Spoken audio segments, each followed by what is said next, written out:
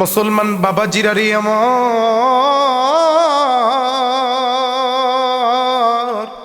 যেই মাসটা আমাদের মাস থেকে অতিবাহিত হচ্ছে এই মাসটার নাম হচ্ছে রজব মাস। এই রজব মাসের পরে শাবান মাস, শাবান মাসের পরে রমাদান মাস। বাবাজি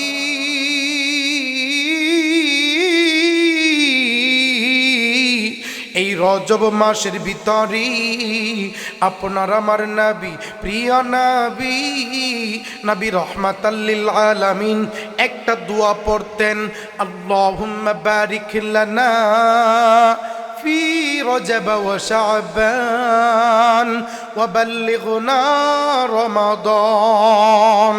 আল্লাহুম্মা বারিক লানা في رجب وشعبان وبلغنا رمضان। নবী করিম সাল্লাল্লাহু আলাইহি ওয়াসাল্লাম আল্লাহর কাছে দোয়া করতেন, ওগো আমার দয়ার আল্লাহ, তুমি আমাদের হায়াত কি বৃদ্ধি করে দাও, তুমি আমাদের হায়াতের ভিতরে রজব এবং শাবানে বরকত দান করে দাও, আমাদের হায়াতকে রমজান পর্যন্ত বৃদ্ধি করে দাও। কেন কেন কেন কেন কেন বাজানরি, রমজান মাস এমন একটা মাস যেই মাসের এত গুরুত্ব, যেই মাসের এত দাম। নবীজি হাদিসের ভিতরে বলি, কোনো ব্যক্তি যদি রমজান মাসে নফল নামাজ আদায় করে, আমার আল্লাহ তাআলা ওই ব্যক্তিকে ফরজের সব দিয়া দেয়। শুধু এখানেই সীমাবদ্ধ নয় বাবাজি, নবী করিম সাল্লাল্লাহু আলাইহি ওয়াসাল্লাম একদিন মসজিদে নববীর সিঁড়িতে পা রাখলেন আর বললেন আল্লাহুম্মা আমিন। তিনবার আমিন বলেছিল। বাবাজি আমি ওই দিকে যাব না, একবার আমিনের কথা শুনি আমি আমার আলোচনা শেষ করে ফেলব। এখন প্রশ্ন করতে পারেন, হুজুর কিসের জন্য রাসূল আমিন বলেছিল? এই প্রশ্ন আপনারা কি করবেন? এই প্রশ্ন সাহাবীরা নবীজিকে করেছিল। নবীজি কোনদিন তো মসজিদে নববীর সিঁড়িতে পা রেখে আমিন বলেন না, কেন আজকে আমিন বললেন? আমার নবী, আপনার নবী, দয়ার নবী, মায়ার নবী।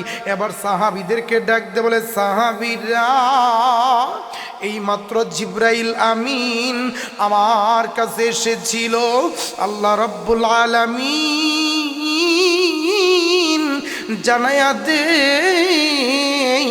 নবী গো, ওই ব্যক্তি ধ্বংস যেই ব্যক্তি রমজান মাস পাইল কিন্তু তার জীবনের গুনাহ মাফ করাইতে পারলো না। আমি তখন বলেছি আল্লাহুম্মা আমিন। কেন কেন কেন?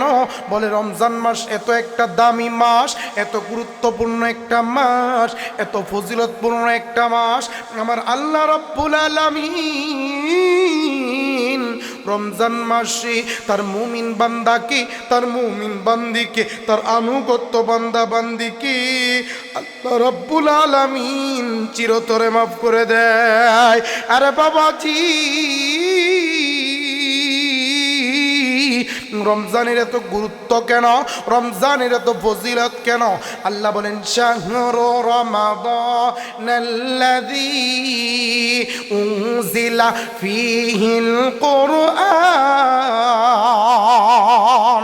আল্লাহ ডাক দিয়ে বলে রমজানের এত দামের জন্য, রমজানের ভিতরে আমি আল্লাহ তাআলা কুরআন নাজিল করেছি। এজন্য প্রিয় বাবাজি নবীজি হাদিসের ভিতরে বলেন, যখন তোমরা রজব মাস পাইবা প্রত্যেক ওয়াক্ত নামাজের পরে এই দোয়া পড়বা, আল্লাহুম্মা বারিক লানা ফি রজব ওয়া শাবান ওয়া বাল্লিগনা রমাদান। এই দোয়া যে বেশি বেশি পড়বি আমার আল্লাহ তাআলা তার জীবনের পিছনের গুনাহগুলো মাফ করে দিবি।